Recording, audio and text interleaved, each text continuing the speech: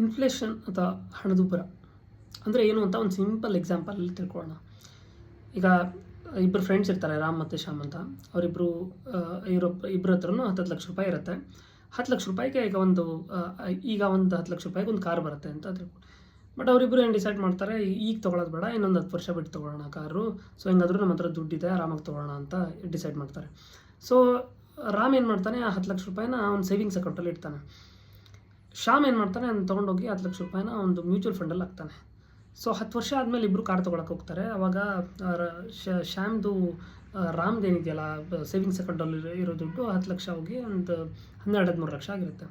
ಅದೇ ಶ್ಯಾಮ್ದು ಏನಾಗಿರುತ್ತೆ, 10 ಲಕ್ಷ ಹೋಗಿ 20 ಲಕ್ಷ ಆಗಿರುತ್ತೆ. ಸೊ ಕಾರ್ ವ್ಯಾಲ್ಯೂನು ಈಗ ಏನಾಗ್ಬಿಟ್ಟಿರುತ್ತೆ ಅಂದರೆ 20 ಲಕ್ಷ ಆಗಿಬಿಟ್ಟಿರುತ್ತೆ. ಸೊ ರಾಮ್ಗೆ ಕೈಯಿಂದ ಎಕ್ಸ್ಟ್ರಾ 8 ಲಕ್ಷ ರೂಪಾಯಿ ಹಾಕಬೇಕಾಗುತ್ತೆ. ಆದರೆ ಶ್ಯಾಮ್ಗೆ ಏನಿದೆಯಲ್ಲ, ಅವ್ನು ಎಷ್ಟು ದುಡ್ಡು ಹಾಕಿದಾನೋ ಅಂದರೆ ಅವನ ಹತ್ರ ಇರೋ ದುಡ್ಡಲ್ಲಿ ಅವ್ನು ಕಾರ್ ತೊಗೋಬೋದಾಗಿದೆ. ಇದು ಯಾಕಾಯಿತು ಅಂದರೆ, ಈಗ ಇನ್ಫ್ಲೇಷನ್ ಒಂದು 6-7% ಇದೆ ಅಂದ್ಕೊಳ್ಳಿ. ಇಂಡಿಯಾದಲ್ಲಿ ಪ್ರತಿ ವರ್ಷ 6-7% ಇನ್ಫ್ಲೇಟ್ ಅಂದರೆ ಇದು ರೇಟ್ ಬೆಲೆ ಜಾಸ್ತಿ ಆಗ್ತಾ ಹೋಗುತ್ತೆ, ನಮ್ಮ ದಿನನಿತ್ಯದ ಸಾಮಾನು ಅಥವಾ ಏನೇ ಸಾಮಾನಾಗಿರ್ಬೋದು. ಸೊ ರಾಮ್ ಏನು ಮಾಡ್ದ ಅಂದರೆ, ಅವನ ಹಣನ ಸೇವಿಂಗ್ಸ್ ಅಕೌಂಟಲ್ಲಿ ಇಟ್ಟಿದ್ದಕ್ಕೆ 2-3% ಅಷ್ಟೇ ಇಂಟ್ರೆಸ್ಟ್ ಬರ್ತಾ ಇತ್ತು ಅದಕ್ಕೆ.